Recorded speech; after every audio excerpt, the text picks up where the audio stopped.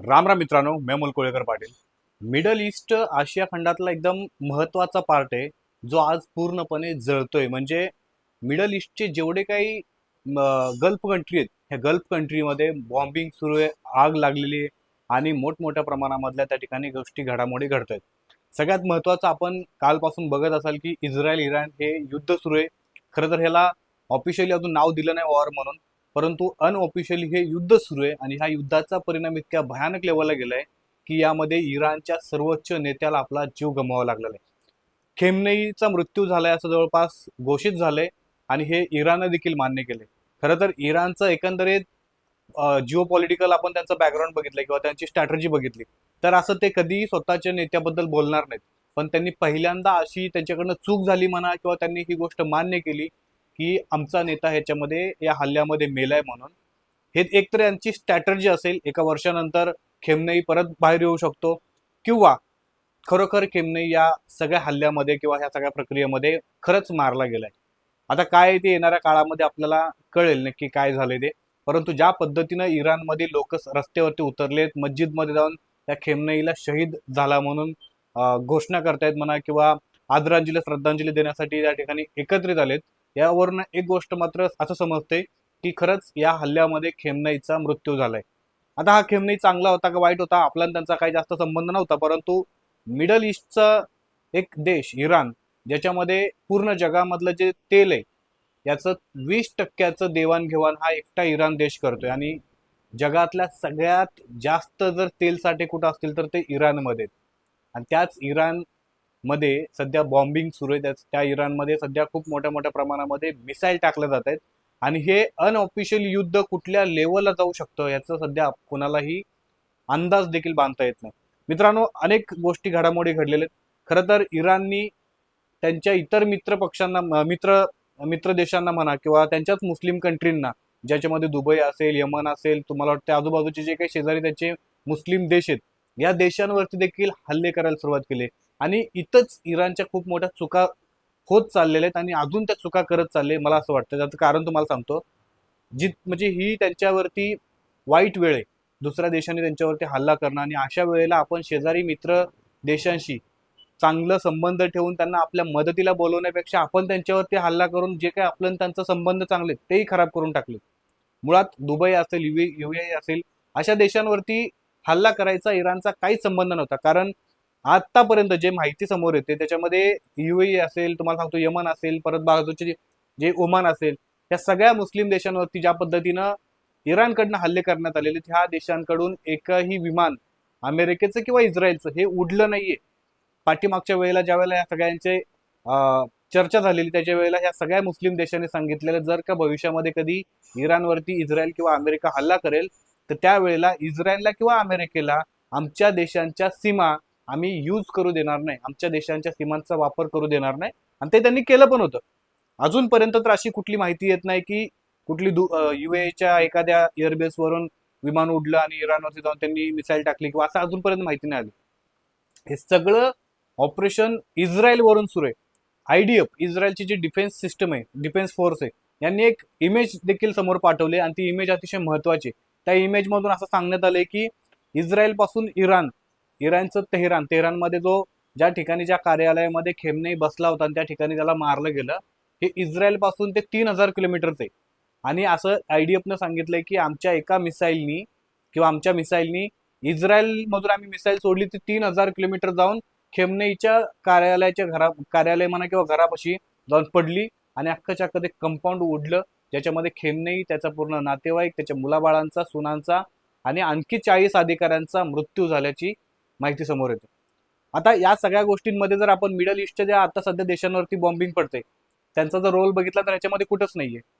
आणि इथूनच मला वाटतं खेमनेईंच्या मृत्यूंची वाट सुरू झाली किंवा त्यांची टाइमलाईन सुरू झाला की ज्या पद्धतीनं मिडल ईस्ट देश, म्हणजे मिडल ईस्ट मधले हे आपण जर विचार केला तर दुबई झालं, युएई झालं.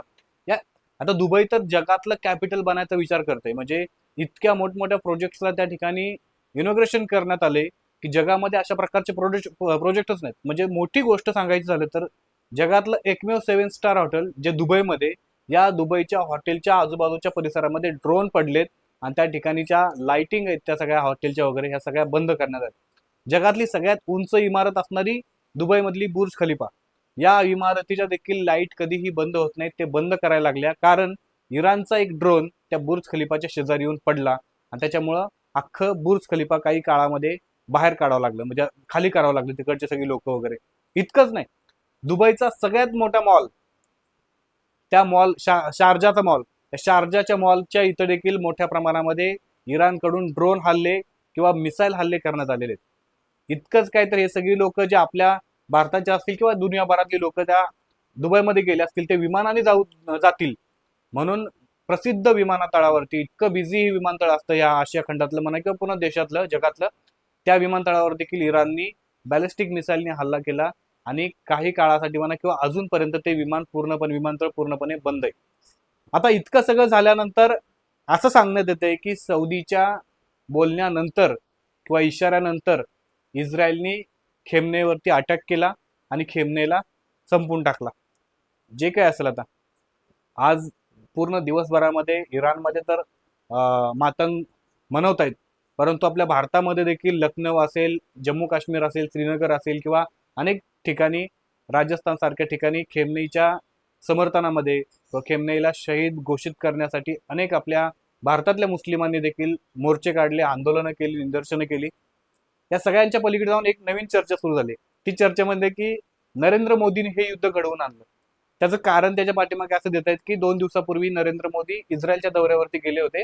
त्या ठिकाणी त्यांना पूर्ण इस्रायलचं त्यांच्या संसदेमध्ये घेऊन गेले होते. त्या ठिकाणी त्यांना अवॉर्ड दिला, त्याच्यानंतर त्यांचं भाषण झालं, त्या ठिकाणी मोठ्या रेड कार्पेटनं त्यांचं वेलकम केलं आणि या सगळ्या गोष्टींचा आधार देत असं बोलतात की नरेंद्र मोदींनी हे युद्ध घडवून आणलं. या गोष्टीला कुठल्याही प्रकारे पुरावा नाही किंवा हे अर्थहीन गोष्टी आहेत. असं काय कुणाच्या ह्याच्यावरनं युद्ध होत नाही किंवा थांबतही नाही. इस्रायलचं आणि इराणचं युद्ध का होते तुम्हाला सांगतो मी. इराणनी त्यांच्या स्वतःचा न्यूक्लिअर प्लांट तयार करायचं किंवा न्यूक्लिअर बॉम्ब तयार करायचं त्यांचं ऑपरेशन सुरू होतं, जे की इस्रायलसाठी धोक्याची घंटी आहे. म्हणजे तुम्ही जर इस्रायलचा मॅप बघितला असेल तर पूर्ण त्याच्या आजूबाजूला मुस्लिम कंट्री आहेत जे की इस्रायलचे दुश्मन आहेत आणि इस्रायलला हेही माहिती आहे की आजूबाजूच्या देशांपेक्षा इराणला न्यूक्लिअर बॉम्ब बनवण्याची घाई जास्त आहे आणि बऱ्याच दिवसापासून, बऱ्याच वर्षांपासून न्यूक्लिअर बॉम्बवरती इराण हे अभ्यास करते, त्याच्यावरती स्टडी करते. आणि जर का इराणने न्यूक्लिअर बॉम्ब बनवला तर पहिलं टेस्टिंग ते इस्रायलवरती होईल आणि अख्खं इस्रायल नक्षावरनं गायब होईल. आणि ते बऱ्याच वेळेला इराणच्या मोठमोठ्या नेत्यांनी इराणच्या मीडियामधनं हे बोलून देखील दाखवलं होतं.